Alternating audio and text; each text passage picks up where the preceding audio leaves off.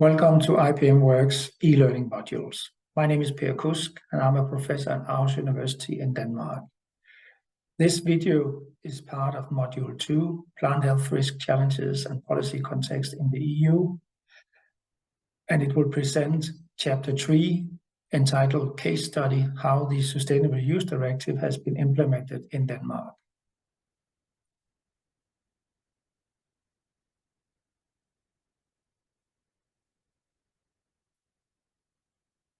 As mentioned in Chapter 2, the objective of the Sustainable Use Directive is to reduce the risk and impacts on human health and the environment. The Sustainable Use Directive consists of a number of articles, and Article 5 to 15 describes topics where member states are supposed to take actions to meet the overall objective of the Sustainable Use Directive. And what kind of actions that each member state will take has to be laid out in the National Action Plan, which is the topic of Article 4.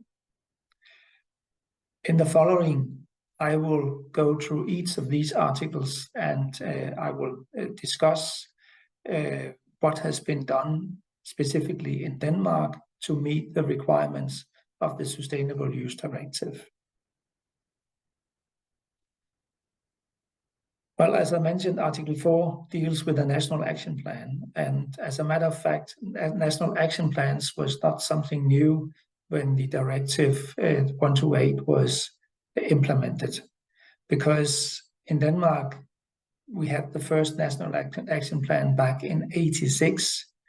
And that action plan was revised in 2002, and then later on followed by national action plans covering the periods from 2004 to 2009, 2010 to 2016, 2017 to 2021, and the most recently covering the period from 2022 to 2025. And in each of these action plans, there's a description of the goals of that specific period, and specifically in Denmark, we have had quantitative targets for pesticide reductions since 1986, and they are also described in the national action plans. Similarly, training of professional users of pesticide was also in place before the implementation of the Sustainable Use Directive. As a matter of fact, it has been compulsory for professional users of pesticides since 1991. And in Denmark, training consists of a 2-week course, which is followed by a 1-day update course every 4 years. And when a farmer has, or any other person, or the other professional user of pesticide has passed the course, then a spray certificate will be issued for this person, and anyone with a spray certificate is allowed to buy pesticides and to use pesticides. Training also became compulsory for retailers and distributors in 2013, but so far there are no requirements for advisors. It has been discussed in Denmark whether advisors should also do training courses, but so far this is not the case. Article 6 deals with the requirements for sales of pesticides, and enterprises selling pesticide should have at least one salesperson with a spray certificate. And as I already mentioned, pesticide authorized for professional use can only be sold to a person with a spray certificate. And then something which is a bit special for Denmark is that the wording of the label is part of the authorization of pesticides. So a pesticide cannot be approved for use before the label has been approved. And the reason for this is that we want to be sure that the wording is easy to understand and it provides clear guidance to the user of the pesticide how to use and apply the pesticide. Article 7 deals with information and awareness raising. And there has been several information campaigns over the years, specifically on the use of pesticide in private gardens. And the overall purpose of all these information campaigns has been to convince private people to reduce the use of pesticides, because the experience is that pesticides are often used in the wrong way in private gardens, in contrast to as a situation on the farms where it's trained persons who are applying pesticides. Article 8 deals with inspection of spray equipment, and that was not in place in Denmark before the Sustainable Use Directive was implemented, but has now been compulsory since 2014. And whenever a spray equipment has been approved, this approval will be valid for 5 years. Now, handheld and backpack sprayers are exempted from inspection, and that means that it is mainly self-propelled and tractor-mounted sprayers which are inspected. Article 9 deals with area spraying, and area spraying has been completely prohibited in Denmark since 2011. There is some discussion about aerial spraying right now because there is some interest in using drones for pesticide application, and drones are considered aerial spraying nowadays. That might change in the future, but for now, application with drones are considered aerial spraying. But one permission was actually issued in 2022 to get some experience with the use of drones for pesticide applications. Article 10 deals with information to the public, and there has been no specific activities in Denmark. Article 11 deals with measures to protect aquatic environment and drinking water. And especially drinking water is a major concern in Denmark. In Denmark, nearly all drinking water is extracted from the groundwater, and therefore protection of groundwater have had a high priority for many, many years. And this is reflected, for example, in the fact that for many years we have had an early warning system for pesticides leaching into the groundwater. It's called the Danish Pesticide Leaching Assessment Program, and it's an ex-post authorization program where pesticides which have already been authorized are applied to check whether there is any leaching taking place of the parent compound or of any of the metabolites. And there has been a number of cases over the years where it's actually turned out that specifically some of the metabolites have turned out to be more mobile and leaching more to groundwater than expected from the modeling, which was the basis for the approval of the pesticides.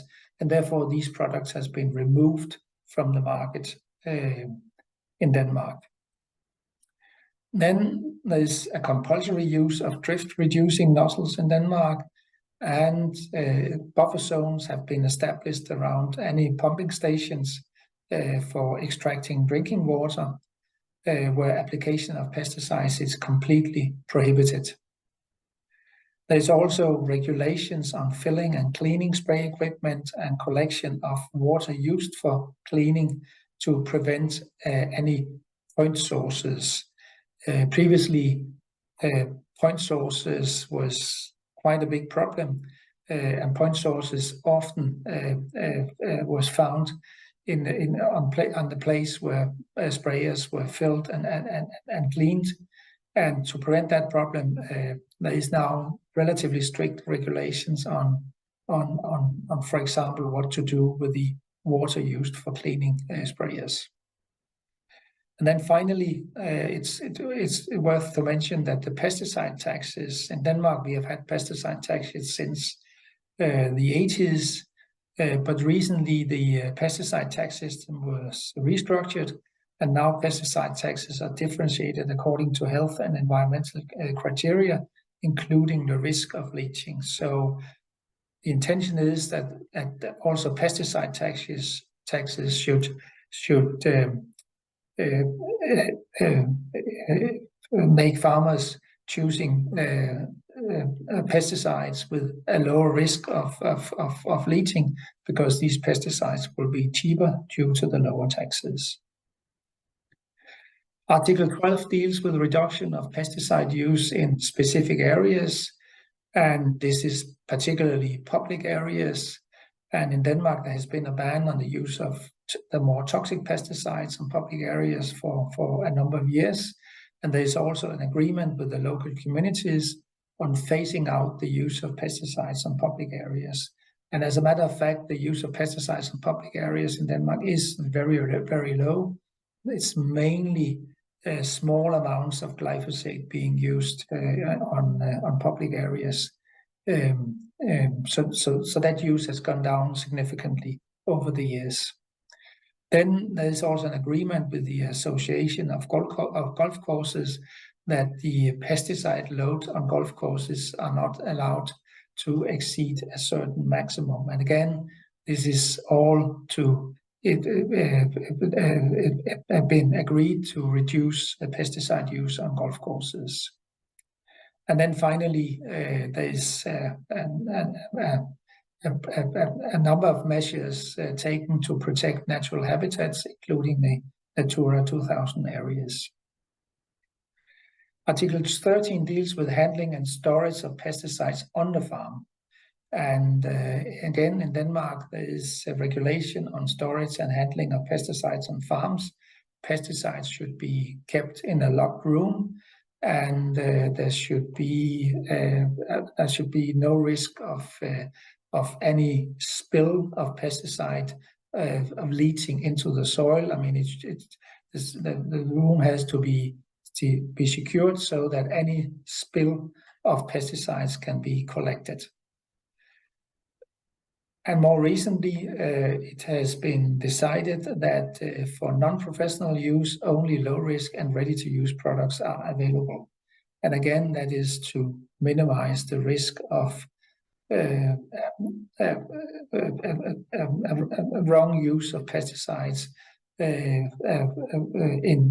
for example, private gardens. Article 14 deals with integrated pest management.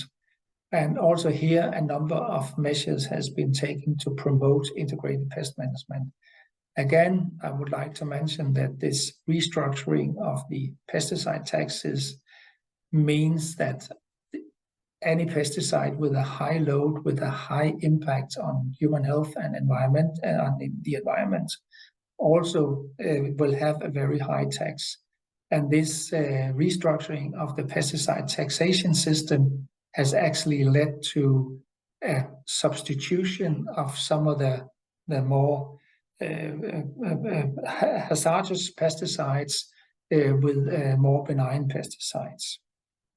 Previously, we had a value-added tax on pesticides, which didn't have the same effect and didn't result in this substitution of the to more benign pesticides. Then for some years, there has been a co-financing by the Danish Environmental Protection Agency to the advisory service for providing specific advice on IPM implementation to farmers. So typically, the Danish EPA has been paying 50% of the cost, and so that means that for the farmer, the cost of receiving advisory on IPM implementation has been lower. We have also had IPM demonstration farms. Actually, we have just started up 4 new IPM demonstration farms in Denmark. And of course, the purpose with these demonstration farms is to inspire other farmers to adopt IPM. Then there's a research program on pesticides. It's financed by the pesticide tax. And as part of that research program, it's possible to apply for research projects focusing on integrated pest management. There's also financial support to applicants who want to apply for authorization of low-risk pesticides. And typically, this financial support is used to generate efficacy data with these low-risk pesticides. And then for a couple of years, there has been a private-public partnership on precision spraying.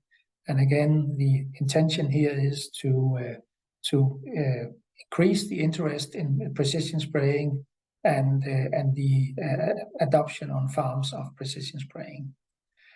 And then there has been an ongoing updating on specific crop guidelines that can help farmers to implement IPM in a number of crops.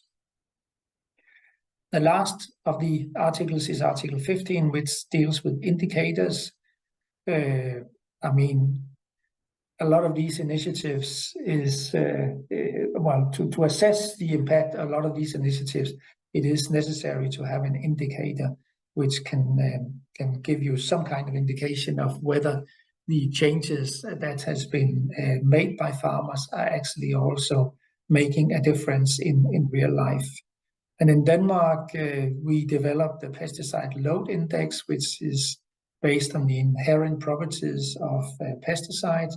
And this pesticide load index has now replaced the treatment frequency index, which was used previously as the official target for pesticide reductions. And so now all quantitative targets are based on the pesticide load index. I hope this relatively short presentation gave you an idea of the array of initiatives which has been taken in Denmark to meet the requirement of the Sustainable Use Directive. Thank you very much for attending this presentation.